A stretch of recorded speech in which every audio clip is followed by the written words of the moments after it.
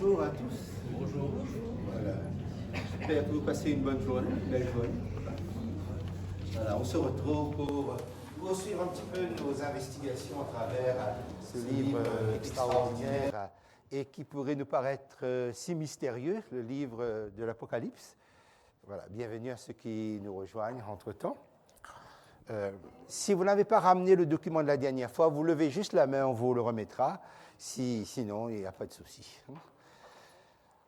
Voilà. Eh bien, comme d'habitude, nous sommes tous croyants et nous aimons la Bible, nous aimons la parole de Dieu. Et c'est ça qui importe le plus.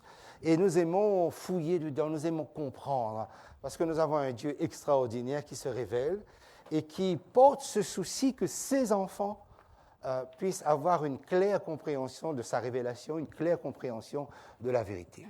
Alors, je vous propose donc que nous puissions prier ensemble pour commencer. On va juste incliner la tête et nous allons prier. Prions. Éternel notre Dieu, nous voulons te dire merci de nous permettre d'être là.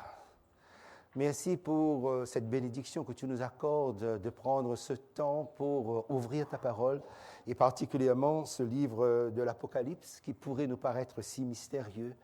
Mais le livre se désigne lui-même comme étant une révélation.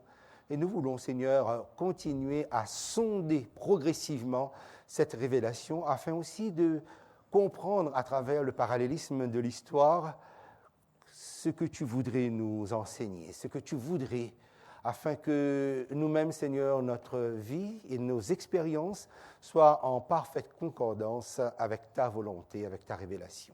C'est avec chacun de nous, accorde-nous l'inspiration de ton esprit pour comprendre les choses que tu nous révèles. Au nom de Jésus, Amen.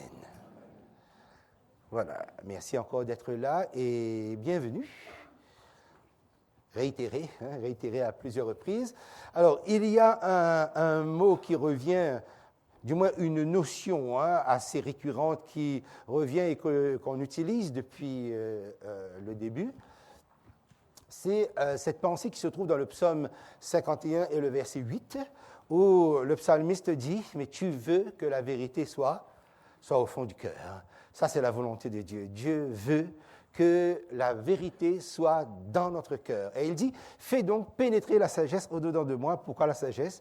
Parce que la sagesse, c'est la capacité de distinguer entre ce qui est bien et ce qui est mal, et surtout, le pouvoir de décider sur ce qui est bien. Okay? Et cela demande une certaine intervention du Seigneur. Mais déjà, donc, que la vérité soit dans le cœur, parce que c'est au plus profond de nous que se jouent les décisions les plus stratégiques pour notre spiritualité. Tu veux que la vérité soit au fond du cœur. Juste avant que j'aille plus loin, je voudrais juste présenter mes excuses si quelquefois vous voyez des petits inconvénients au niveau de ma gorge, parce qu'en fait, ces derniers jours-là, j'ai attrapé ce qui court en ce moment. Je ne sais pas trop si c'est virus, si c'est bactéries ou autre, mais en tout cas, avec les symptômes totaux. Okay? Mais voilà, ces derniers jours, j'ai aussi beaucoup prié pour qu'on puisse se retrouver quand même et passer ce moment ensemble. Mais de temps en temps, vous allez voir peut-être que j'aurai des petits handicaps, mais vous passez au-dessus de cela. D'accord?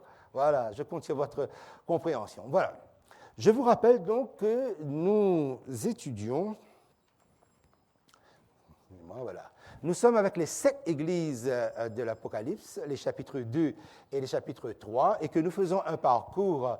Je vous rappelle, et on rappelle que l'île de Patmos est ici, là où l'apôtre Jean a été exilé, une petite île, et en face, il y a tout un ensemble d'églises chrétiennes, et il y a une sélection qui est faite, Éphèse, Smyrne, Pergame, Thyatire, Sardes, Philadelphie, et Laodicée, ce que nous avons ici, 7 églises. Et cette sélection est faite par le Saint-Esprit même. Et la sélection est faite en rapport avec les expériences que ces églises vivent et une projection qui est faite sur les séquences historiques qui vont de l'ascension de Jésus jusqu'à son retour. C'est-à-dire, donc, à partir du moment où Jésus est monté au ciel, jusqu'à son retour, l'histoire est divisée en 7 portions. Et ces 7 portions sont décrites justement dans le livre de l'Apocalypse. Il y aura donc une évolution l'histoire, et particulièrement ce qui nous intéresse là, c'est l'histoire chrétienne. Parce qu'après, nous avons d'autres angles de l'histoire de l'humanité qui sont décrites durant la même période. Mais là, c'est l'histoire de l'Église. Et c'est très important de voir comment l'Église chrétienne a évolué, qu'est-ce que Dieu approuve, qu'est-ce qu'il n'a pas approuvé et qu'est-ce qui est maintenu jusqu'à aujourd'hui. C'est un petit peu le parcours que nous faisons en ce moment. Et je rappelle donc que la dernière fois, nous étions avec l'église de Pergame, nous arrivons à l'église de Thyatire aujourd'hui. Voilà, avec l'église de Thyatire. OK. Moi, j'ai un petit souci là avec mon truc maintenant, ça recommence. OK, alors, Éphèse, Smyrne, Pergame, Thyatire, Sardes, Philadelphie et Laodicée. Cela correspond à ces périodes que nous avons résumées de cette manière-là, ce qui nous permet d'avoir une radiographie de l'ensemble de ces époques. On va dire que l'église d'Éphèse correspond à la première église, dite l'église dite apostolique. Ensuite, Smyrne, une période où l'église a été persécutée.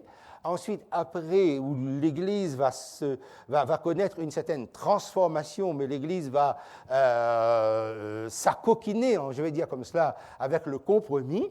Ensuite, une longue période durant le Moyen-Âge où l'Église va vivre l'apostasie. Ensuite, l'Église de Sardes, et là nous arrivons avec Martin Luther, et tous les réformés qu'il y aura par la suite, c'est la période de la Réforme. Avec Philadelphie, l'église de Philadelphie, nous aurons une période de réveil. Et enfin, donc, avec Laodicée, c'est l'église du 21e siècle, c'est-à-dire donc qui correspond à notre époque. C'est très intéressant lorsque nous considérons ce qui est révélé et ce que nous avons au fil de l'histoire. Alors, nous sommes arrivés cependant à un moment assez important de la compréhension de l'évolution de l'histoire. Vous voyez, la dernière fois, nous étions avec Pergame, la période du compromis. Aujourd'hui, avec Thyatire, je l'ai encadré ici. J'ai remis les périodes. Normalement, vous avez ça avec le premier schéma tout en haut de votre document. D'accord ? Alors, j'ai particulièrement encadré cette période-là parce que cette période correspond à un moment de basculement dans l'histoire chrétienne. Et la dernière fois, on avait fait ressortir ce point-là, puisque, effectivement, l'Église va connaître une transformation profonde. L'Église va devenir une institution, va quitter cette identité, ce cadre de mouvement, pour devenir une institution et bien plus encore une institution politique. Mais l'Église va aussi se laisser pénétrer d'une philosophie qu'on appelle le dualisme. Qu'est-ce que le dualisme ? Le dualisme, c'est l'opposition qu'on met entre l'esprit et la chair. Comme si l'esprit, c'est la connaissance, la chair, c'est la matière, c'est le mal. L'esprit, ce qui est bien, la chair, c'est ce qui est mal. Mais cette dissociation fait que du moment que je crois, que j'ai une conviction sur ce qui est bien, qu'importe si je fais ce qui est mal. Parce que de toute façon, la chair porte à ça. Si je pêche, ce n'est pas grave du moment que j'ai dans mon esprit une claire adhésion à la vérité. Vous voyez, cette dissociation-là, elle est extrêmement dangereuse. Pourquoi ? Parce que, voilà, ça veut dire que je peux faire n'importe quoi, mais du moment que je crois que Jésus, par exemple, est le Fils de Dieu, Jésus est le Sauveur, le Rédempteur, le Restaurateur, eh bien, ça n'a pas d'importance ce que je fais, parce que c'est la chair. De toute façon, la chair sera détruite. Donc, vous voyez ce à quoi ça ouvre ce type de philosophie. Or, Constantin est celui qui a surtout emmené ça, porté ça, et lui-même vécu ça d'une manière affolante, quoi. Pourquoi ? Parce que il a tué femmes, hommes, enfants, famille, ses propres enfants, ses propres femmes, etc. Okay ? Et tout à la fin de sa vie, juste avant de mourir, juste quelques heures avant de mourir, il se fait baptiser, et c'est bon. Okay, il est lavé de tous les péchés et ça va. Vous voyez, donc il y a une espèce de philosophie qui entre, mais qui va aussi justifier tout ce qui va se passer dans le christianisme. Mais pourquoi je prends cette époque, cette période comme une période stratégique ? Parce que c'est la période qui va aussi formater la mentalité religieuse dans le sens où si la religion est au pouvoir, ça va donner comment dire cela, un formatage, en tout cas une forme, une certaine manière de considérer la religion, son pouvoir, et aussi ce qu'on peut se permettre, même si ce qu'on fait est mal. Peut-être pour mettre un petit peu les pieds dans le plat directement, mais sans aller trop loin là-dessus, parce que j'aurai l'occasion de revenir. Par exemple, l'islamisme radical n'a rien inventé.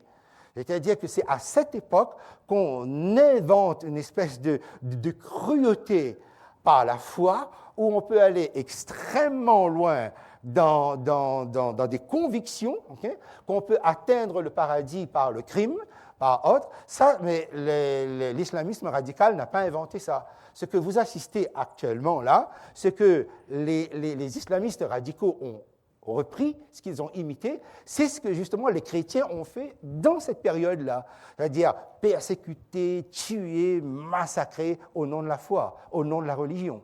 Vous voyez, donc ce n'est pas quelque chose qui est nouveau, c'est à cette période qu'on formate, qu'on construit une telle mentalité comme telle. Et le troisième point de cette métamorphose, hein, du caractère stratégique de la période, c'est que en construisant cette mentalité-là, jusqu'à aujourd'hui, ça reste, même si vous ne voyez plus les individus agir de la même façon. Si, par exemple, telle ou telle religion ne fait plus comme elle a fait au Moyen-Âge, en réalité, le livre de l'Apocalypse nous dit que cette puissance, telle puissance, n'a pas changé son objectif. Okay? Ça veut dire que bienvenue, ce que ça a été, ce sera de nouveau à la fin. Autrement dit, l'histoire va se répéter. Ce qui s'est passé au Moyen Âge, vous allez le retrouver à la fin des temps. Parce que, si vous voulez, la plateforme, le terrain est préparé. On ne peut pas se défaire de l'histoire. L'histoire est comme ça, l'humanité a été construite comme ça, maintenant il va être facile de semer là-dessus. D'accord? C'est pourquoi lorsque nous abordons ça dans le cadre de notre compréhension, il est important de le faire ressortir comme tel. Okay? Alors, la fois passée, donc j'allais dire la semaine dernière, donc dans notre dernière étude, nous étions avec l'église de Pergame. Donc là, l'Église n'est plus persécutée, puisque donc, vous avez Constantin qui est entré dans l'Église et qui a transformé les choses. Oui, Béatrice? Oui, excusez-moi. Ouais. Mais sur les périodes qui ont montré donc Éphèse, pureté, 1er siècle, comment se fait-il que c'est une pureté? Parce que 1er siècle, dans Actes chapitre 18, verset 2, il est mentionné ici, ça fait implicite parce que Claude avait ordonné à tous les Juifs de sortir de Rome. Il y a déjà des persécutions. Oui. Et juste, Claude, donc c'est 4e empereur. Juste après Claude, il y a Néron. Nous savons ce qu'a fait Néron, a tué les chrétiens au Lyon, crucifiés, ainsi de suite. Oui. Il me semble que période des apôtres et peut-être il manque une conjonction de coordination et période de persécution. Pour moi, on dirait que c'est un mélange. D'accord, oui. En fait, la période de persécution qui est mentionnée avec l'église de Smyrne, c'est la période qui va de 303 à 313. Et ensuite, là où Constantin met fin à une période de persécution sanglante qui touchait tout le christianisme. Ce que tu as cité dans Acte 18, c'est une décision de l'empereur Claude de chasser tous les Juifs de Rome, ce qui avait amené Aquilas et Priscille du côté de Corinthe, là-bas, en fait. Parce qu'il y a eu plusieurs petites persécutions, plusieurs mouvements d'expulsion. Je dirais presque plus d'expulsion. Mais en fait, la persécution, même l'Église l'a subie de plein fouet pendant ces 10 années qui va de 303 à 313. Okay? C'est pour ça que vous voyez cette distinction-là ici. Donc, quand nous arrivons à la troisième période de l'Église, là, il y a quelque chose qui change parce que vous avez l'intrusion du paganisme au sein de l'Église, mais sans que l'Église soit conscientisée là-dessus. Et lorsque nous l'avons lu, vous avez remarqué, il y avait quelque chose qui ressort, c'est-à-dire le faux prophétisme entre dans l'Église. Le faux prophétisme s'incarne derrière l'image d'un prophète, le prophète Balaam. Et remarquez bien, le faux prophétisme entre dans l'Église à travers un symbolisme, un support historique, Balaam.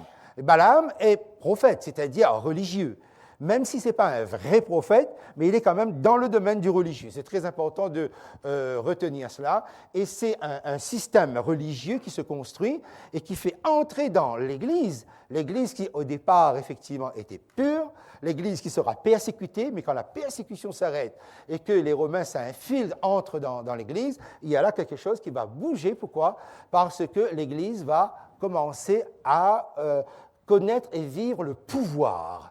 Okay? Ce n'est pas encore au stade bien développé, mais on commence à goûter le pouvoir. Alors, retenez surtout ce schéma, il y a un faux prophétisme, et ce faux prophétisme est lancé par un prophète ici. D'accord?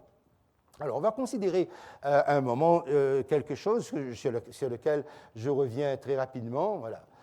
Je vous avais parlé du Sol Invictus. Pourquoi? Eh bien, parce que dans la période de persécution, pourquoi les chrétiens avaient été persécutés? Mais parce que la religion romaine connaissait une baisse. Et quand la religion connaît une baisse, ça veut dire que l'économie aussi connaissait une baisse. Et ça interfère, en fait. Hein? Et du coup, les chrétiens, eux, de leur côté, gagnaient énormément d'adeptes, gagnaient énormément de terrain. C'est Aurélien qui va mettre en place une réforme religieuse en mettant le soleil, Sol Invictus. Le culte avait été importé par les esclaves, les soldats, etc., particulièrement par le dieu Mitra, qui a fait aussi son entrée dans le panthéon romain. Eh bien, Aurélien va ressusciter, va amener une espèce de réforme religieuse au sein de l'Empire romain par le Sol Invictus, c'est-à-dire donc le soleil invaincu. Et par la suite, c'est Constantin qui va reprendre ce concept-là, et non seulement il va le reprendre, il va le faire entrer aussi à l'intérieur de l'Église.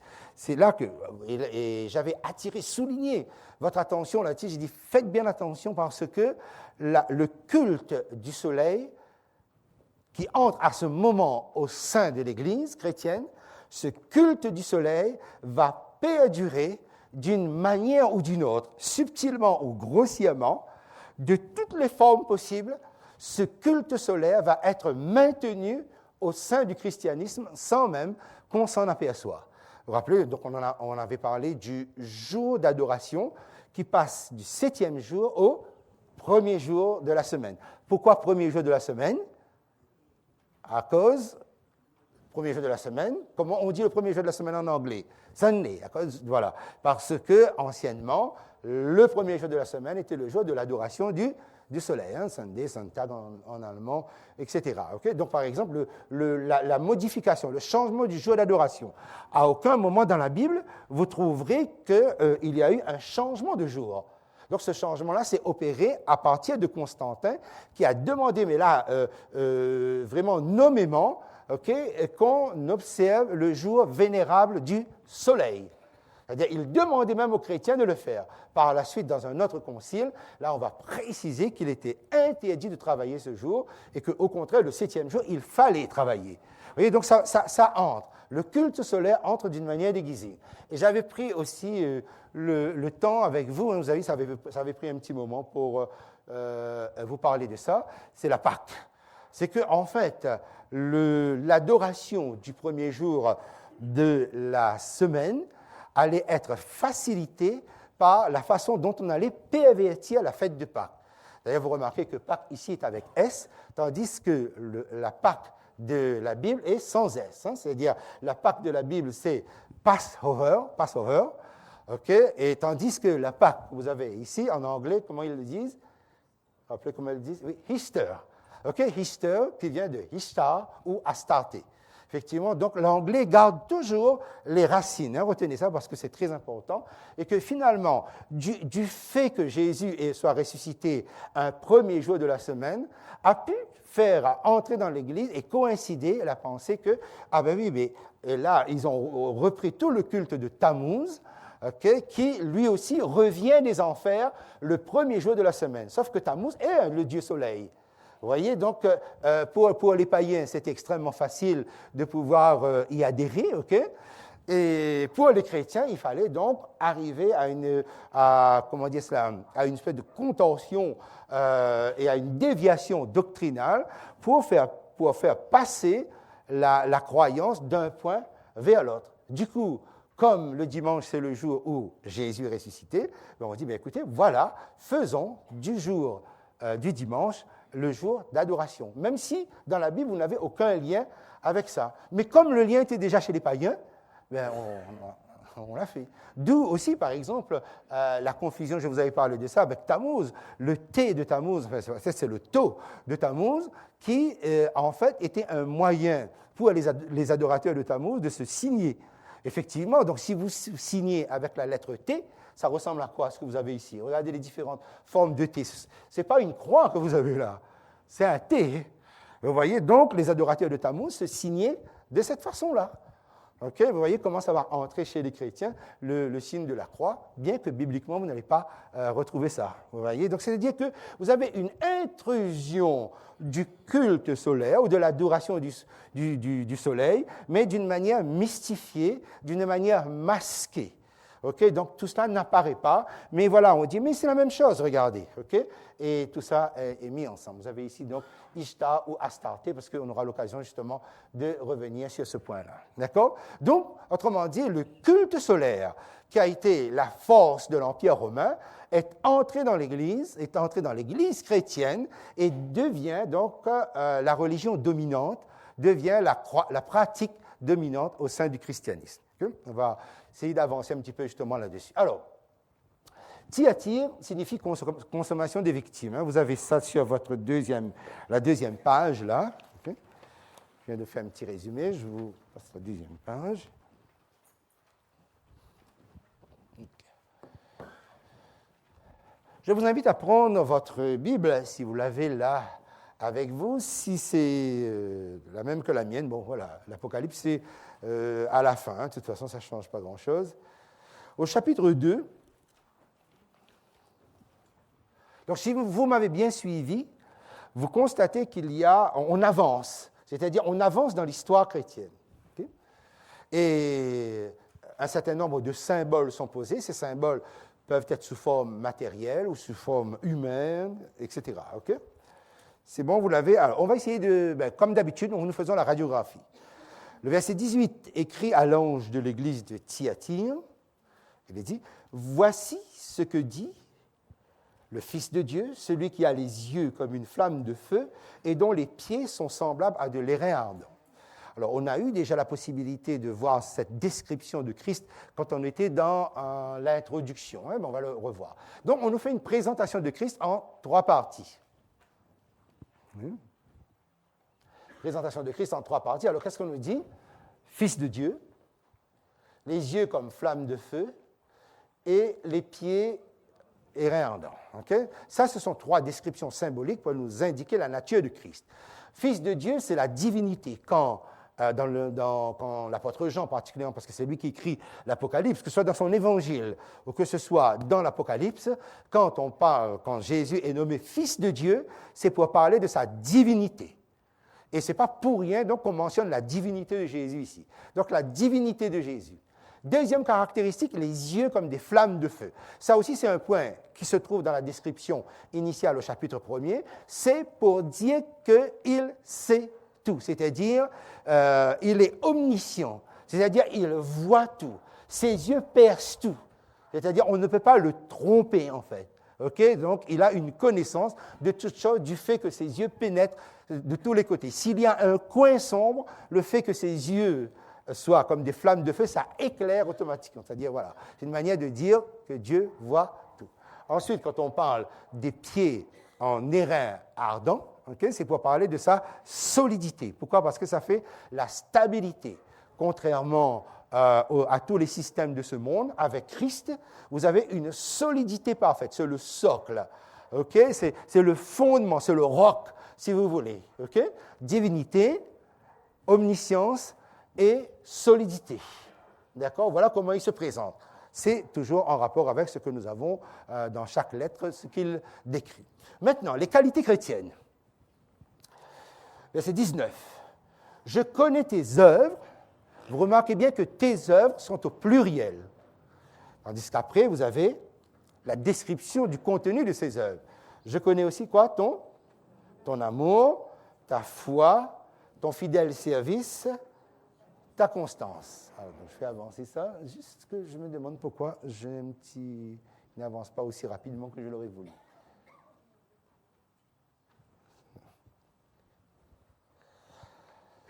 Tes œuvres, ça c'est au pluriel, et puis vous avez donc les ingrédients qui se trouvent ici. Je connais tes œuvres. Tes œuvres, c'est donc ton amour, ta foi, ton service fidèle et ta constance. Ça, ce sont les qualités chrétiennes qui doivent être les qualités d'un chrétien durant toute l'histoire du christianisme, en fait. Okay? Ce qui peut-être, justement, pourrait poser et causer une défaillance chez nous quant à notre amour, notre foi, notre service, okay? Et notre constance ou notre persévérance. Notre persévérance, c'est la capacité justement de pouvoir rester stable comme Christ est stable. Okay? Ça, c'est le défi qui est placé devant nous. Mais laissez-moi juste vous dire un petit mot concernant justement la constance, la persévérance. Alors, la persévérance, c'est le mot grec hypomoné. Hein? Hypomoné, ça veut dire quoi? Hypomoné, comme j'ai mis ici, ça veut dire endurer, tenir bon, tenir ferme, surtout particulièrement dans les attaques les plus compliquées, les plus difficiles. Alors, le mot grec qui se trouve ici, hein, qui est utilisé là, il contient un élément actif qui traite d'une résistance, qui parle en fait, hein, qui concerne une espèce de résistance énergique, puissante, face à une force hostile qui est en face de vous. Okay? Mais quand je dis élément actif, ça veut dire que ce n'est pas un élément passif qui est en vous, c'est un élément actif qui est en nous. Et ça ne se rapporte pas à la force qui est en face de nous, là, OK? Non. Et je vais vous montrer par un petit schéma ce que je veux dire par là. Ça se rapporte plutôt à la personne, OK, qui entre dans cette constance-là, qui entre dans cette persévérance, dans cette hypomonie. J'ai fait un petit schéma et vous allez vite fait comprendre cela. OK? Alors, voici. Ça, c'est vous. OK? En face, OK, vous avez des forces hostiles. Les forces hostiles restent les forces hostiles. OK? Ça ne diminue pas. C'est-à-dire que quand Dieu travaille à vous consolider, à faire de vous une personne de foi forte, OK? Il ne diminue pas les attaques qui viennent contre vous. Mais derrière, vous avez une force bienveillante qui vous cale, en fait. Et l'hypomonie se joue justement là-dessus. C'est-à-dire que, quelle que soit la puissance, la menace qui vous attaque en face, Dieu ne diminue pas forcément cette puissance-là qui vous attaque, mais il renforce votre capacité à être persévérant. C'est-à-dire que, quelle que soit la façon dont l'adversaire pourrait s'acharner sur vous, vous restez debout. Okay? Quelles que soient les épreuves, les drames, les attaques les plus hostiles, vous tenez. Et vous continuez. Okay? Ce qui correspond pratiquement à un mystère, parce que comment ça se fait? Normalement, vous auriez dû tomber. Mais effectivement, l'hypomonie, c'est cette force qui vous bloque à l'arrière et qui fait que, comme Jésus, vous êtes debout. Okay? Donc, Dieu n'a pas à diminuer la force de l'ennemi, il a juste à renforcer ce qui vous soutient, l'hypomonie. Okay? Et c'est ce que nous devons rechercher. D'accord? Donc, c'est très important que nous puissions le faire ressortir parce que nous sommes bien souvent soumis à ça, hein, à des épreuves, à des difficultés, à des interrogations qui nous fragilisent. Okay? Mais c'est là ce que le Seigneur nous dit. Okay? Ne crains pas ce que tu vas souffrir. Il dit même, le diable jettera quelques-uns de vous en prison. Non, ne crains pas ce que tu vas subir. Okay? Si tu as l'hypomonie, tu tiens. Okay? Et gloire à Dieu pour cela, quoi, hein, parce qu'on a vraiment besoin. Okay? Alors, nous revenons sur Thyatire, la consommation des victimes, là. Okay? Nous venons de voir la présentation, et c'est important que nous arrivons à comprendre que, mais comment ça se fait? Il y a eu des passages les plus compliqués dans notre existence, hein, les plus perplexes, les plus douloureux, mais le Seigneur, il ne fait rien pour les enlever. Et c'est ça surtout que nous devons comprendre. C'est-à-dire, ce n'est pas tant que le Seigneur doit les enlever, mais que le Seigneur doit vous renforcer, que le Seigneur doit vous solidifier au niveau de votre foi. Okay? C'est ça qui est très important. Et lui, il veille à ce que l'histoire aille dans le sens dans lequel il l'a révélé. D'accord? Alors, quand nous parlons de Thyatire, c'est vraiment une longue période, une très longue période. J'aimerais y revenir dans un instant. Okay? Ça va de 538 jusqu'à 1798. Là, je prends la période la plus longue. C'est un long raccourci. Okay? Mais on va dire que c'est l'Église dans toute la période du Moyen Âge. Okay? Alors, je vous invite à prendre avec moi maintenant la suite, le verset 20. Après avoir fait ressortir tous ces points-là, le verset 20. Mais ce que j'ai contre toi. Donc, ça veut dire que cette Église qui a l'amour, cette Église qui possède toutes ces qualités-là, ça ne le couvre pas, ne l'empêche pas de connaître des déviations. Mais ce que j'ai contre toi, bien ça, c'est que tu laisses la femme Jézabel, qui se dit prophétesse, enseigner et séduire mes serviteurs. Là, un nom est donné, un autre nom. Dans Pergame, vous vous rappelez, il était fait mention de Balaam. Ici, il est fait mention de Jézabel. Mais en mettant cette caractéristique-là, mais tu laisses la femme Jézabel qui se dit prophétesse, enseigner et séduire mes serviteurs pour qu'ils se livrent à l'impudicité et qu'ils mangent des viandes sacrifiées aux idoles. Je m'arrête un petit instant ici. Ce que j'ai contre toi, c'est que tu laisses. Ça veut donc dire que le reproche est fait sur une permissivité. C'est-à-dire qu'à un moment donné, l'Église qui, normalement, était vigilant, et à plusieurs reprises, cette demande a été réitérée par Christ, là, tu laisses. C'est-à-dire, c'est comme si, à un moment donné, on baisse la garde. Et on a bien l'idée d'une certaine progression. La femme Jézabel. Jézabel, son histoire se trouve dans 1 Roi, chapitre 16. Je voudrais vous demander de le prendre avec moi. Si vous avez cette Bible, nous sommes à la page 378. Oui, oui, vas-y. Oui, c'est le Concile de Trente.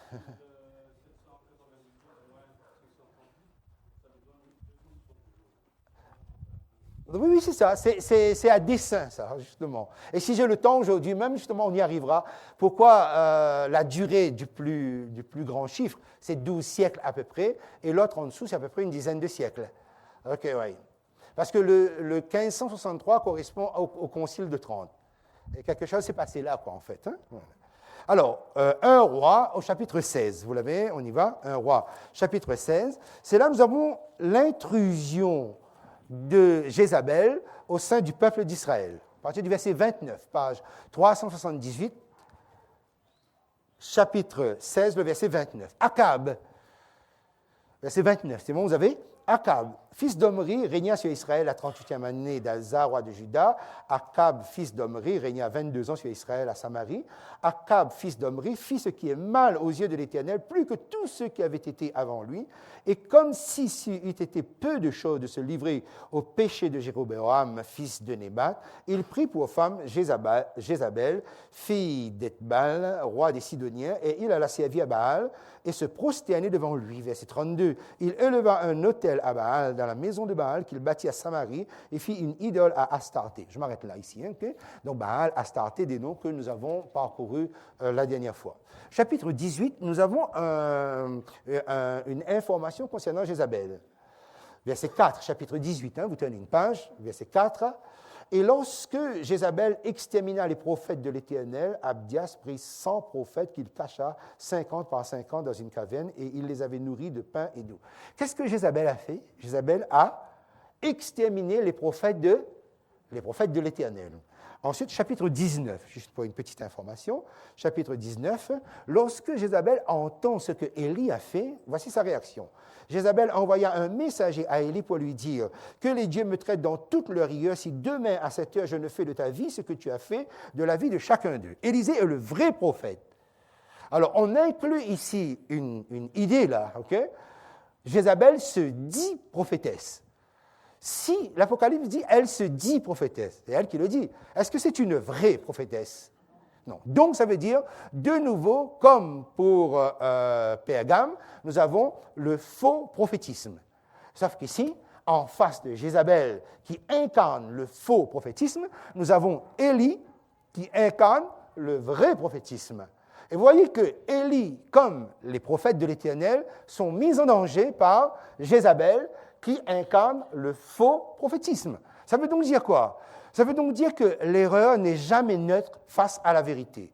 C'est-à-dire que l'erreur va toujours s'en prendre à la vérité. L'erreur ne pourra pas supporter la vérité.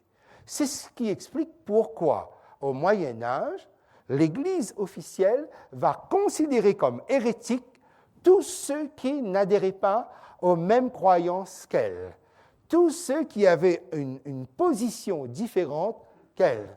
Et c'est la mise à mort. Ça va être l'Inquisition, donc ces fameux tribunaux ecclésiastiques-là. Ça va être le bûcher. Ça va être les croisades. Pourquoi? Parce que l'erreur, quand l'erreur est officielle et que l'erreur domine, l'erreur s'en prend à la vérité. L'erreur ne peut pas supporter la vérité. Actuellement, ça se pratique dans une espèce de vivre ensemble. Pour quelle raison? À cause de la démocratie. Si ce n'était pas l'idéologie de la démocratie, jamais nous aurions pu avoir des croyances différentes d'une religion, par exemple, qui aurait été dominante, comme au Moyen Âge. C'est ce qui se passe aussi dans les pays musulmans, par exemple, dans des pays où la religion, où l'islam est d'une densité extrême, où on ne tolère pas un point de vue différent. Et parfois même entre eux, parce qu'il suffit que vous soyez soit sunnite ou chiite, par exemple, ben voilà, ou soufiste aussi, voilà, il y a un autre courant, et bien ça se tue. Parce qu'on ne supporte pas. Et c'est essentiel de comprendre que l'erreur n'est jamais neutre face à la vérité. Ça, c'est un principe qui va parcourir le livre de l'Apocalypse. Et l'Apocalypse nous dit, à la fin des temps, avant le retour de Jésus, cette attitude-là va réémerger. C'est-à-dire, on va retrouver cette attitude de l'intolérance religieuse. On a ça dans le chapitre 13 du livre de l'Apocalypse. On aura l'occasion justement de revenir. Mais regardez bien ça. Je reviens un instant dans le chapitre 18. Considérons toujours Jézabel. Verset 19. Élie fait une demande à Akab. Akab est le roi. Fais maintenant rassembler, chapitre 18, verset 19. Fais maintenant rassembler tout Israël auprès de moi à la montagne du Carmel, et aussi les 450 prophètes de Baal et les 400 prophètes d'Astarté qui mangent à la table de Jézabel. Vous avez vu, les prophètes de Baal et les prophètes d'Astarté, ils mangent où? À la table. Ils sont donc nourris par Jézabel. Voilà, on garde ça bien quelque part parce que cela va être nécessaire. Maintenant, le point de la femme. Pourquoi avoir précisé la femme?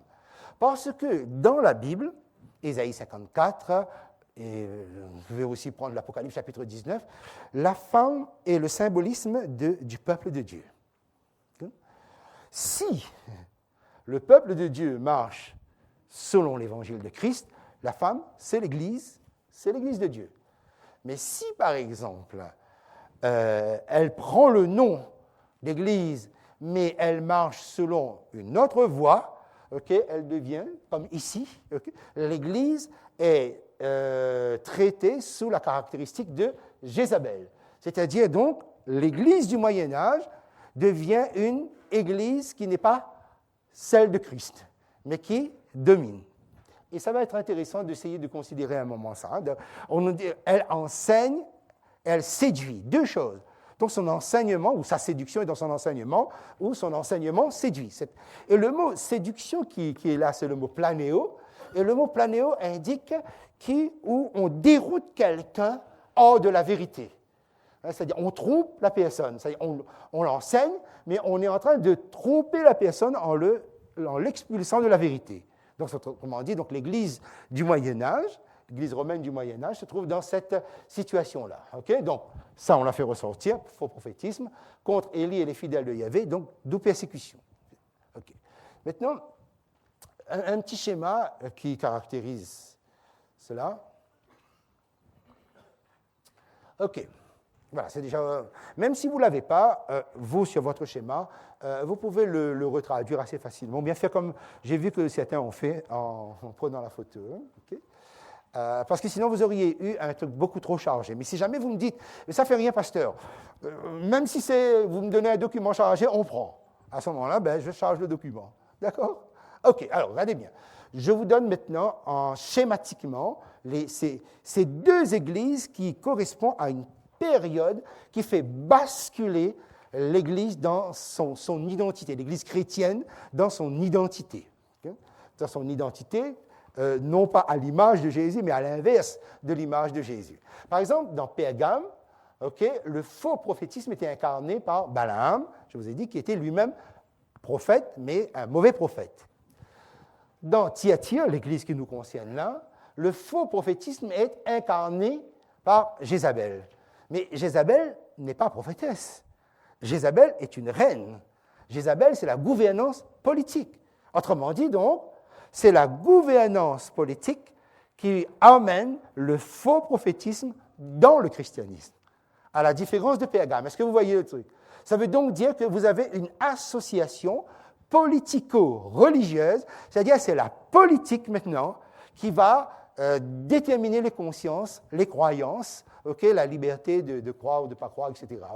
C'est la gouvernance politique qui entre en jeu pour définir les doctrines ou les croyances. D'accord? Vous voyez là, c'est-à-dire donc ça évolue. Autrement dit, l'Église devient une institution politique. Et vous imaginez la réprobation de Christ. Mais vous voyez que dans cette même période, il y a aussi du bon. Rappelez, l'amour, la foi, le service fidèle, la persévérance, ça veut dire qu'il y a toujours l'idée d'un reste, comme pour l'époque d'Élie. Alors, dans cette période que vous avez ici-là, donc j'ai mis ici une initiation ou incrustation définitive du culte solaire au sein du christianisme. On a déjà vu quelques exemples à travers le jour d'adoration modifiée, la Pâque, etc. Et ça va se poursuivre, en fait. C'est-à-dire qu'on va, cette petite phrase, c'est que tu laisses la femme Jézabel enseigner et séduire mes serviteurs afin qu'ils consomment. Et vous savez que ce qui caractérise Jézabel, ce n'est pas l'immoralité, c'est l'expansion, la généralisation du culte de Baal, autrement dit le paganisme au sein du peuple de Dieu. Et concernant donc toute cette période du Moyen-Âge, le christianisme dans cette période du Moyen-Âge, on retrouve donc la même idée ici.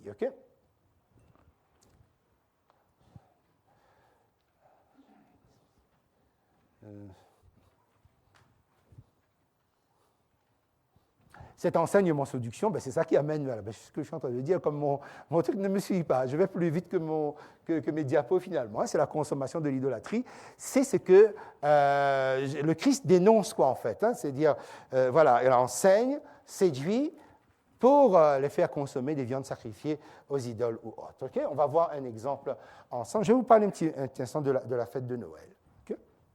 Puisqu'on s'approche de Noël. Peut-être qu'on a un bon exemple là pour justement pouvoir dire un petit mot là-dessus. Quand nous parlons de la fête de Noël, je ne sais pas si je me demande si je ne devrais pas changer de pile. Juste une petite seconde. Alors, quand on parle de la fête de Noël, il faut savoir que nous parlons aussi de l'intrusion du culte solaire au sein du christianisme. Alors vous allez me dire, mais qu'est-ce que ça a à voir avec le culte solaire?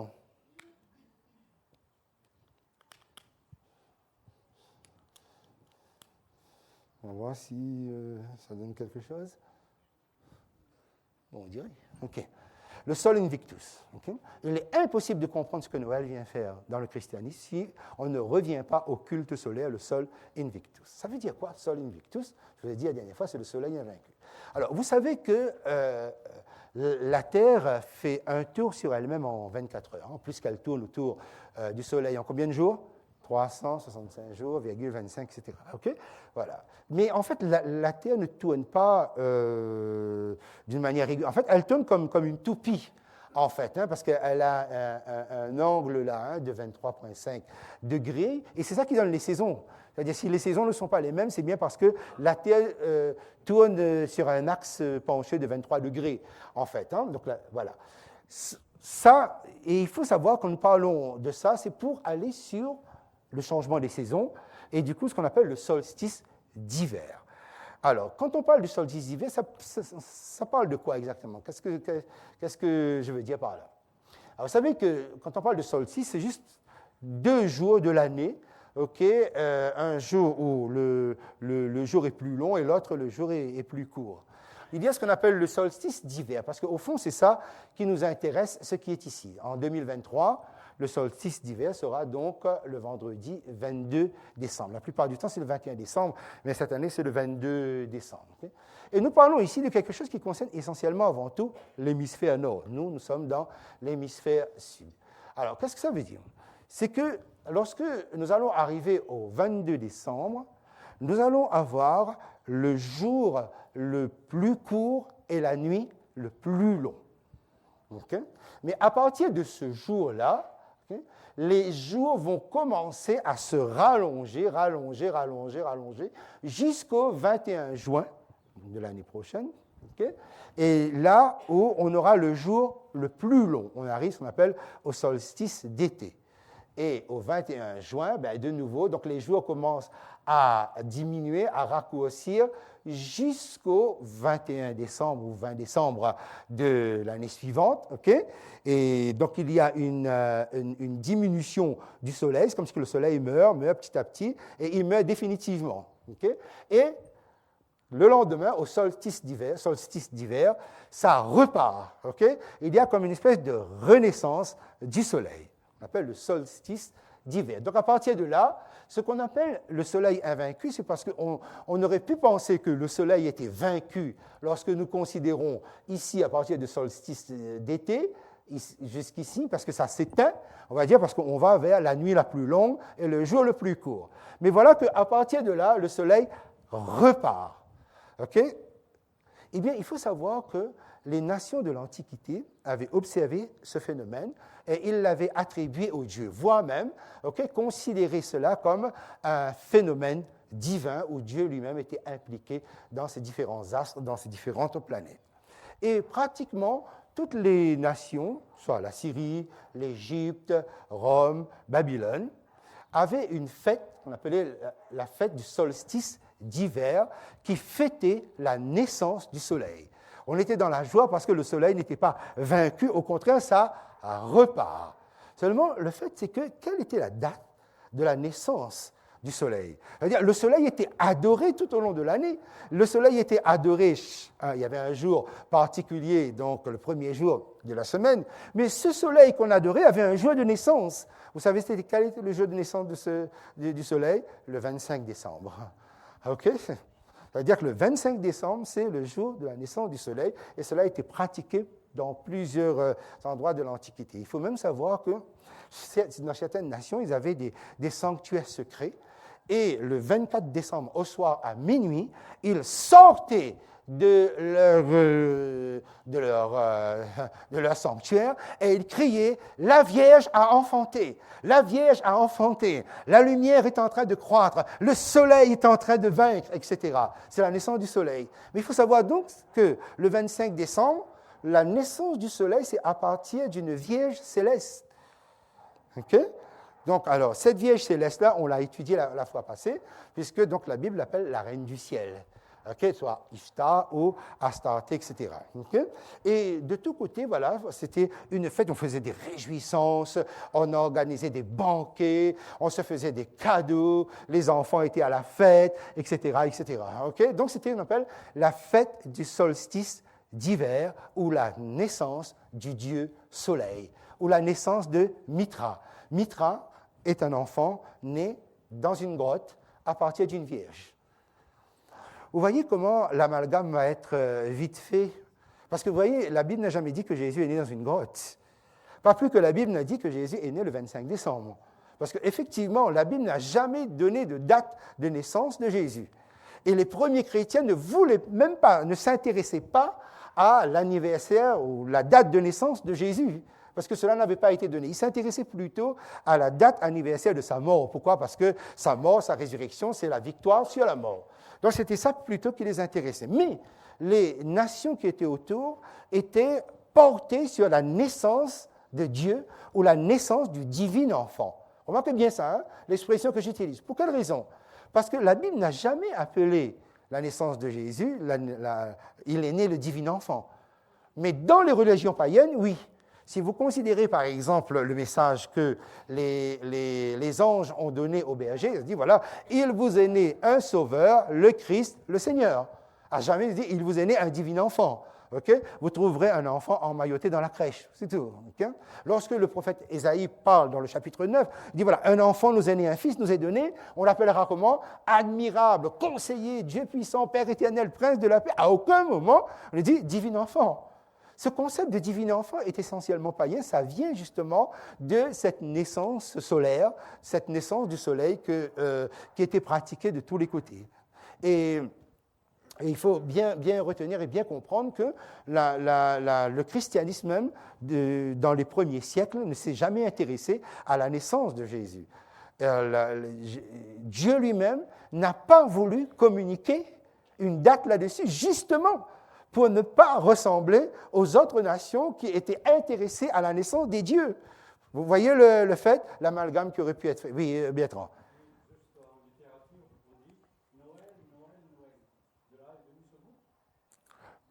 Alors, Noël, bon, on pense qu'il y a plusieurs significations. Soit une signification gauloise qui est donc Noé, El, okay, qui est une tendance plutôt païenne. Mais après, avec le temps, on a fait un glissement sémantique pour dire que ça vient de natalis, okay, nativité, etc. Okay? Mais si on prend l'aviation gauloise, c'est jour, soleil, naissance, pardon, Noël. Parce qu'ils ont une façon de prononcer Noël avec le L et un H, okay, qui donne naissance du soleil. Okay? Oui, mais il faut savoir que... Maintenant, vous voyez, il faut bien comprendre que les Romains aussi étaient adonnés à cela. Et je vais juste changer de diapo. Je vais vous dire un petit mot justement concernant l'arbre. Okay? Donc, du coup, cela, juste un point d'interrogation en rapport avec l'arbre. Il faut savoir que en Égypte, dans cette période-là, donc, on utilisait anciennement un palmier. Mais chez les Romains, à Rome, on utilisait un sapin. Alors, ça procédait de quelle croyance? C'est que la reine du ciel a été transformée en arbre. Et cet arbre, c'est de cet arbre-là qu'est né Tammuz, okay, une branche qui sort de cet arbre-là, okay, le Dieu qui va s'incarner. Donc, une branche. D'accord? Alors, en Égypte, on utilisait le palmier qui représentait le Baal Tamar, tandis qu'à Rome, on utilisait le sapin, le Baal Bérit, hein, le seigneur de l'Alliance. Alors, il faut savoir que pendant longtemps, on a pratiqué, je vais revenir un instant ici, ce qu'on appelle, voilà, le 24 décembre, okay, on coupe une bûche, okay, on scie une bûche et on met au feu, ça doit brûler toute la nuit. Okay. Et cette pratique s'est perdurée, la fameuse bûche de Noël. Okay. Alors, cette bûche-là, il faut savoir, c'est Tammuz qui meurt le 24 décembre. C'est-à-dire, comme le soleil arrive à la fin, c'est-à-dire à sa diminution extrême, le 24, mais il doit ressusciter, il doit naître, il doit connaître une nouvelle naissance le lendemain, le 25. Donc, on ne voyait pas l'arbre de Noël, on ne voyait pas l'arbre. L'arbre était caché. Mais toute la nuit du 24, on brûlait la bûche, et le lendemain, on voyait apparaître, on mettait l'arbre avec toute la décoration qu'il y avait. C'est-à-dire, donc, le Dieu. Ouais? Nous sommes vraiment trompés. Ben, en tout cas, vous voyez, c'est tout le processus qui est mis en place pour le maintien du culte solaire. Okay? C'est-à-dire, donc, alors, si je reprends bien la pensée, là, c'est que, en fait, il y a des pratiques qui se sont répandues avec cette histoire de bûche. Mais la bûche, c'est quoi? En fait, l'arbre, c'est la reine du ciel, d'accord? Qui donne l'homme branche, c'est-à-dire le Dieu incarné. On arrive au 24. On scie la branche, la bûche, on la met au feu, et c'est l'extinction. Mais l'extinction, attention, minuit, on court et on crie. La Vierge a enfant. La Vierge, c'est qui? C'est l'arbre, c'est la reine du ciel. Okay? Et qu'est-ce qu'on voit apparaître le lendemain? L'arbre, hyper décoré, qui revient, okay, qui renaît, en fait. Et peut-être, je devrais mettre un petit... Voilà. Vous voyez le petit schéma que j'ai mis ici. En fait, dans la croyance païenne, c'est que le dieu Tammuz, qui a été incarné, a été démoli, coupé, ses branches ont été vraiment rasées, il meurt. Le grand serpent Esculape, qui est le maintien de la vie, s'enroule autour de ce tronc mort, okay? Et à côté, vous voyez, vous avez un jeune pousse, un arbre qui fleurit. C'est l'arbre qui ne sera jamais détruit, l'arbre de Noël. Et c'est l'arbre par lequel, donc, le ciel va vous faire tous les dons possibles, va vous faire des cadeaux, etc. Donc, vous comprenez maintenant les cadeaux qui sont au pied de l'arbre de Noël. Okay? Ça vient de là, en fait. Okay? Donc, c'est-à-dire que tout cet ensemble de choses, et je comprends pourquoi Reine-Claude nous dit, mais ce n'est pas possible, on a été trompé, on ne nous a pas dit... Oui, parce qu'en fait, il est impossible que Jésus soit né le 25 décembre. Ça, c'est catégorique, prouvé de tous les côtés. Il est impossible que Jésus soit né le 25 décembre. Pourquoi? Parce que nous sommes dans le solstice d'hiver et que Israël est dans l'hémisphère nord. Et il fait très froid, l'hiver est rude. Et le texte nous apprend que les bergers étaient dehors pour paître le troupeau. Okay? Or, en Israël, à ce moment-là, et là, tous les textes sont formels, à partir de fin octobre, les bergers n'emmenaient plus les brebis, n'emmenaient plus les bêtes à l'extérieur. Il faisait trop froid. En plus, dans la même période, il y a eu un recensement. Dans ce recensement-là, les femmes, les enfants devaient se déplacer. Or, impossible avec un hiver aussi rude de pouvoir se déplacer. Ce n'était pas possible, vous voyez? Et rappelez-vous la phrase de Jésus, « Priez pour que votre fuite n'arrive pas en hiver. » Vous voyez pourquoi? Bien parce que l'hiver est très, très rude. Donc, impossible que Jésus soit né le 25 décembre. Vous voyez? Mais le fait est quoi? C'est que, rappelez-vous ce qu'on a dit, c'est que depuis qu'il y a eu un ensemble de déviations, c'est-à-dire une intrusion extrêmement subtile du culte solaire au sein du christianisme, eh bien, ça maintient le paganisme dans le christianisme. Bien, effectivement, dans ce sens, on aura été trompé dans la mesure où on ne se rend pas compte que finalement, sous des dehors masqués, des pratiques païennes sont habillées avec des mots chrétiens, mais finalement, ça n'a rien à voir. Maintenant, après, ça ne veut pas dire que sur un plan privé, vous ne pouvez pas passer un super moment en famille, si vous voulez offrir des cadeaux. Ouais, c'est à titre privé, je ne sais pas, OK? À vous de voir ça. Mais maintenant, voilà, il est essentiel que nous puissions faire ressortir le point que cet aspect-là a été introduit du fait du soleil. Et regardez comment, parce que ça peut être très important. Vous savez comment les choses se sont passées? C'est que nous sommes encore au IIe siècle et les chrétiens ne faisaient pas ça. Ils ne faisaient pas tout ça. Et les païens ont invité les chrétiens à venir, un peu comme si on vous invite à un Dipavali, ou, c'est pas moi, hein, vous êtes chrétien, mais vous dites, faites de la lumière, etc. OK, vous y allez, et c'est beau, c'est très émotionnel, c'est très décoré, c'est très coloré, c'est tout ce que vous voulez, OK, et c'est bien, OK. Et lorsque les dirigeants de l'Église, parce qu'ils avaient affaire à face, justement, c'était des pratiques qui étaient en concurrence, lorsqu'ils ont vu les chrétiens prendre du plaisir, même s'ils ne participaient pas de cœur de l'adoration, mais ils étaient là et ils avaient beaucoup de plaisir à, quelque part, on prend, on offre des cadeaux, etc., etc. OK, ils se sont dit, mais si les chrétiens aiment, ça c'est les dirigeants chrétiens, si les chrétiens aiment, pourquoi pas dire, écoutez, on n'a pas de date de la naissance de Jésus, faisons ça, une date de la naissance de Jésus.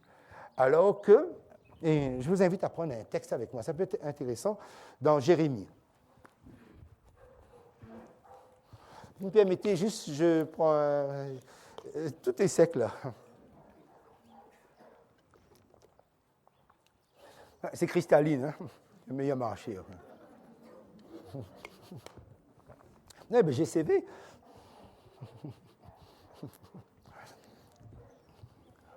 Alors, vous avez Jérémie chapitre 7. Donc, le concept Noël n'existait pas encore, forcément, hein, mais regardez ce que Dieu dit à Jérémie et des pratiques qui étaient entrées au sein de son peuple. Hein. Ce que Dieu dit à Jérémie. Et toi, verset 16, vous avez Jérémie 7, et toi, n'intercède pas en faveur de ce peuple, n'élève pour eux ni supplication ni prière, ne fais pas des instances auprès de moi, car je ne t'écouterai pas. Regardez que Dieu refuse une intercession qui viendrait de Jérémie. Ne vois-tu pas ce qu'ils font dans les villes de Juda et dans les rues de Jérusalem? Les enfants ramassent du bois et les pères allument le feu. Peut-être que je ne l'ai pas mentionné, mais ça vient à la louche comme ça, parce que je vous parle à la louche. C'est qu'en fait, quand on arrivait à ce 25 décembre, on allumait des feux partout pour pousser le soleil à monter, pour encourager, comme si on applaudit le soleil. Mais c'est une vraie fête comme ça se fait devenir le plus païen possible en Amérique du Sud, par exemple. Okay? Donc, on mettait les feux. Pourquoi on allumait les bougies? Pourquoi on allume les feux? Pourquoi on faisait des feux? C'est pour dire le soleil, allez, monte, monte. Okay? Pour ça, vous retrouvez ce genre de truc ici. Ne vois-tu pas, verset 17, ne vois-tu pas ce qu'ils font dans les villes de Juda et dans les rues de Jérusalem? Les enfants ramassent du bois, les pères allument le feu et les femmes pétrissent la pâte pour préparer des gâteaux à la reine du ciel. C'est exactement ce qui se faisait à Babylone, en Égypte, à Rome, etc. Ces fameux gâteaux pour la reine du ciel. Et ça se partageait. Et pour faire des libations à d'autres dieux afin de m'irriter. Verset 19. Est-ce moi qu'ils irritent, dit l'Éternel, n'est-ce pas eux-mêmes à leur propre confusion? Vous voyez? C'est-à-dire que si nous n'avons pas des idées bien claires sur ce que nous faisons en tant que chrétiens, nous risquons nous-mêmes de nous retrouver dans la confusion. Okay? Et oui. Et vous voyez ce que je vous ai dit là à l'instant. Hein? Donc, alors, Tertullien, okay, c'est un père de l'Église, hein, et il a fait ressortir un point extrêmement important. Regardez ce qu'il dit dans son livre de l'idolâtrie. Il dit, nous qui étions autrefois agréables à Dieu, hein, il voit l'évolution, il voit les choses qui sont en train de se passer sous ses yeux, mais on est encore je crois à peu près 230 après Jésus-Christ. Nous qui étions autrefois agréables à Dieu, c'est nous qui fréquentons maintenant les saturnales, les fêtes du solstice d'hiver, les matronales. On porte ça et là des présents, des cadeaux du Nouvel An, se font avec fracas, les jeux, les banquets se célèbrent avec des cris. Oh, comme les païens sont plus fidèles à leur religion, comme ils prennent soin de n'adopter aucune solennité chrétienne. Vous voyez, c'est qu'en fait, quand on parle des saturnales, c'est ce que justement les Romains faisaient. Et ils trouvaient que là, les chrétiens étaient en train de glisser. Okay? Maintenant, il appartient à nous, dans notre conscience, de savoir ce qu'il faut faire, okay? Comment comprendre les choses. Mais vous voyez, vous avez suffisamment d'éléments pour aussi parvenir à prendre un certain nombre de décisions si vous pensez qu'est-ce que Dieu approuve ou qu'est-ce que Dieu n'approuve pas dans tel ou domaine de votre vie. Vous l'avez déjà pratiquement terminé, quoi. Je suis arrivé à terme presque. Hein. Et voilà, ce que nous avons échangé vous permet de comprendre à quel point, okay, politiquement, tout était fait pour pratiquement obliger le christianisme à entrer dans une espèce de structure de vie, et il n'avait pas beaucoup le choix en réalité, vous voyez. C'est que donc, c'était des fêtes qui étaient extrêmement païennes. Okay, condamné dans l'Ancien Temps par le prophète Jérémie, Dieu, à travers le prophète Jérémie. Okay, et comme j'ai eu l'occasion de vous le dire lorsque nous avons parlé de la fête de Pâques, okay, que vous pouvez manger un œuf en chocolat, hein, okay? Ça ne joue pas sur ce genre de choses-là. Okay? Seulement, regardez le degré de réforme, le degré de retrait, parce que Christ passe au sein de son Église et nous sommes dans toute cette période où il est en train de retirer tout ce qui est impur au sein de son peuple, en fait. Tout ce qui est impur au sein du cœur. Vous vous rappelez, au tout début, nous avons dit, c'est le psalmiste, mais tu veux que la vérité soit au fond du cœur. Ça veut dire donc ça fait toute la différence de savoir qu'est-ce qui est vrai et qu'est-ce qui est faux.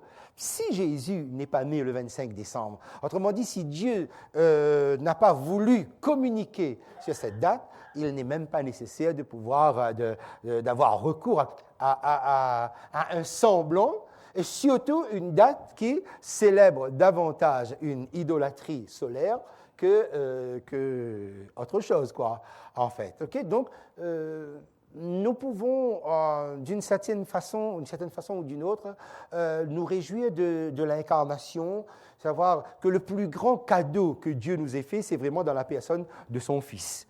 Okay? Mais remarquez bien, que ce soit Noël, l'Ascension, l'Assomption et tout ce que vous voulez, ne sont pas des fêtes qui sont dans la Bible.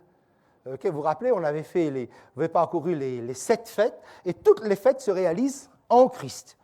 Okay? Donc, à nous de bien savoir positionner notre foi pour dire, mais Seigneur, maintenant je comprends que dans l'Église chrétienne, en majeure partie, il n'y a pas de réflexion, on adhère comme tel, on suit sans se poser des questions. Or, Dieu, il veut qu'on se pose des questions. Dieu veut qu'on aille fouiller aux sources. Vous voyez, peut-être je pourrais terminer avec ce point-là, vous voyez. Parce qu'on est en train de parler de l'introduction du culte solaire. Ça me prendra très peu de temps. C'est ce qu'on appelle l'Eucharistie. L'Eucharistie, c'est ce qu'on appelle la messe. Quand les gens ici à La Réunion disent on va à la messe, ça veut dire quoi? On va à la messe, ça veut dire qu'on va à l'église. En fait, non. La messe, c'est le service eucharistique. La messe, c'est un service précis qui se déroule lorsque vous allez à l'office catholique le dimanche. C'est l'Eucharistie qu'on appelle la messe. Mais c'est quoi exactement l'Eucharistie?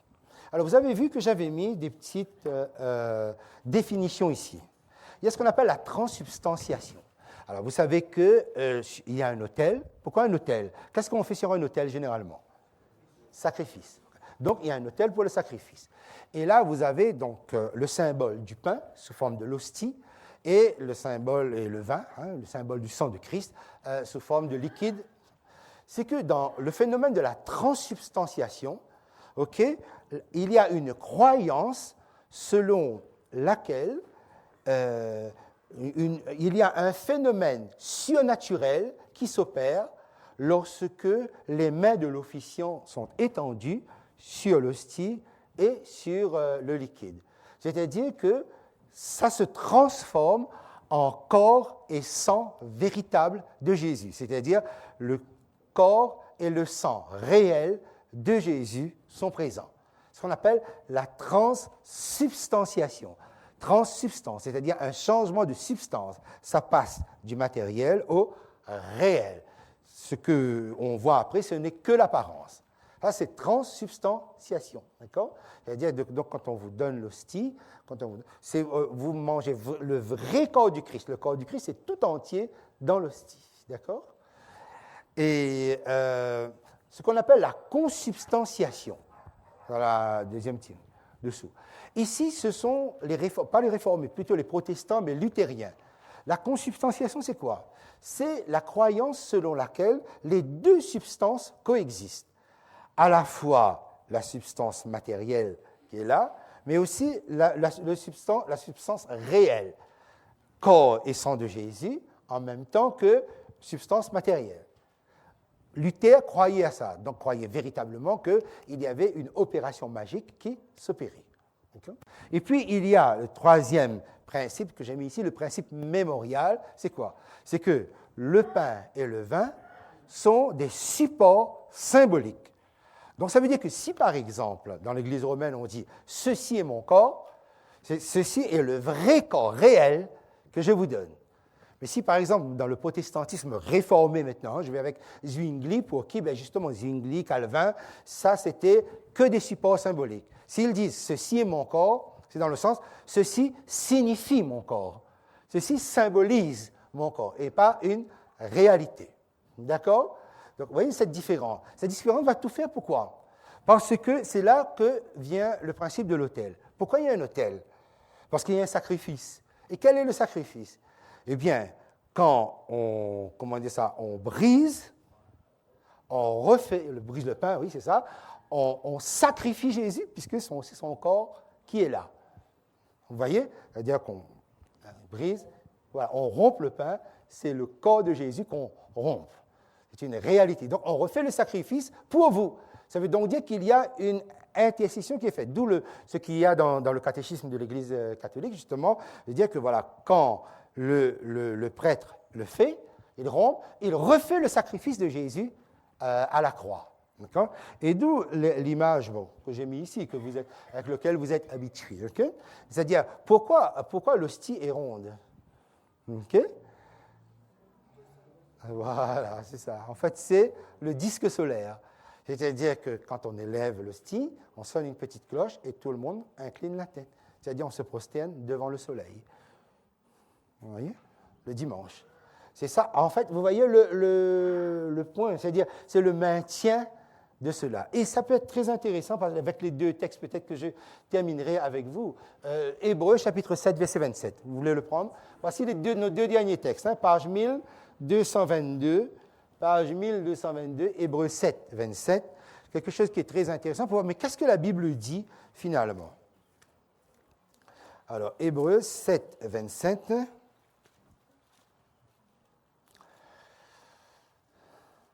Peut-être je peux demander à quelqu'un parmi vous de le lire, alors, verset 27. Allez, à haute voix. Allez, on va terminer là. Vous pouvez le lire. On parle de Jésus. Hein?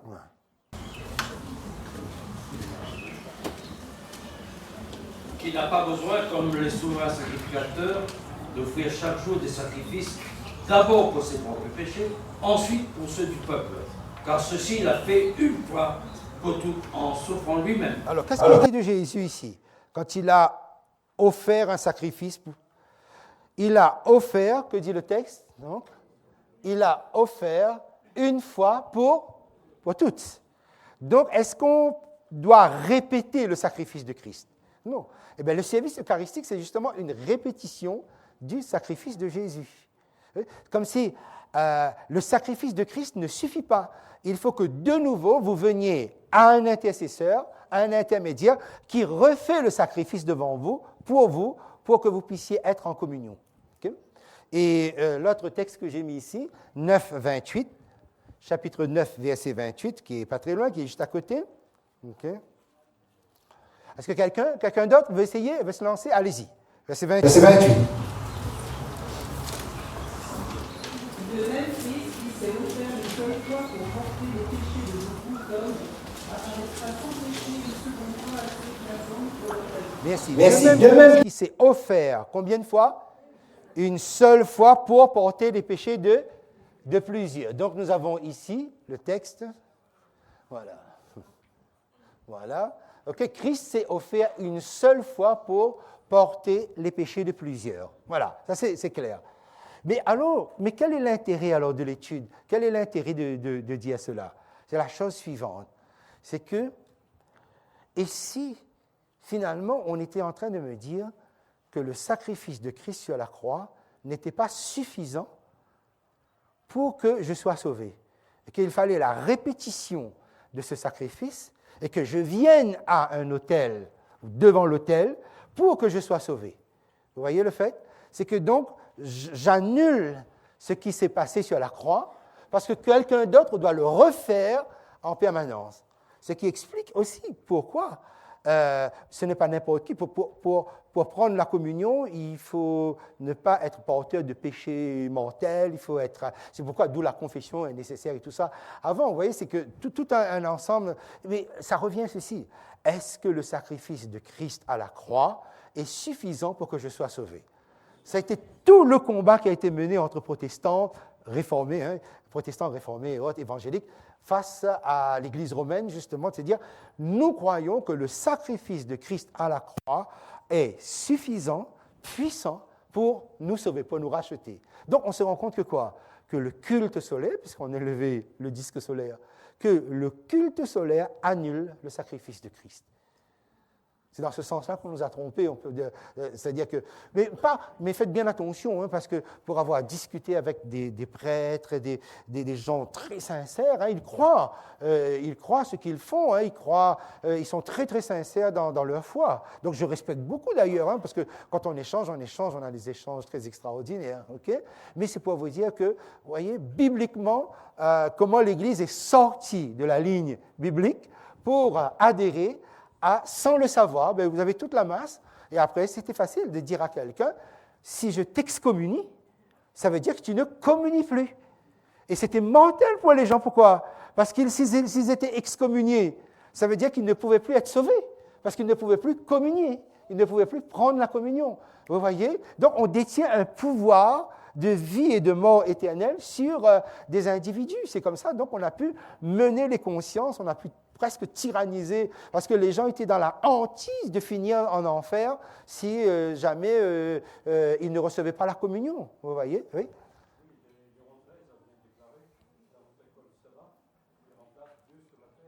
Oui, oui. Là c'est au niveau du pouvoir papal. Okay? Mais c'est vrai, ben voilà. C'est que, en fait, c'est que chaque prêtre a reçu le pouvoir de transsubstantiationner, on appelle ça, ou transsubstantifier, okay? C'est-à-dire de changer la substance, okay, par la magie. Parce que, mes amis, c'est de la magie. C'est clairement, on dit, c'est comme de la magie. Et c'est pour ça que ici, la foi était beaucoup plus simple. Si Jésus était beaucoup plus accessible que cela, okay? Ben, que l'Éternel nous bénisse, hein, que l'Éternel soit dans votre cœur, parce que Dieu veut que la vérité soit au fond des cœurs et que notre relation à Christ n'est pas indexée sur une relation qui passe par un humain. Un pasteur, un directeur de conscience, prêtre ou ce que vous voulez. Ça, c'est éliminé. Vous avez une relation avec Jésus. Et cette relation, elle est puissante. Cette relation est construite sur l'amour. Cette relation, elle est construite sur votre édification, pour votre édification spirituelle. Alors que Dieu vous bénisse abondamment parce que le Sauveur qu'il nous a donné est extraordinaire. Amen. On va prier ensemble pour terminer. On va se mettre debout, vous voulez bien?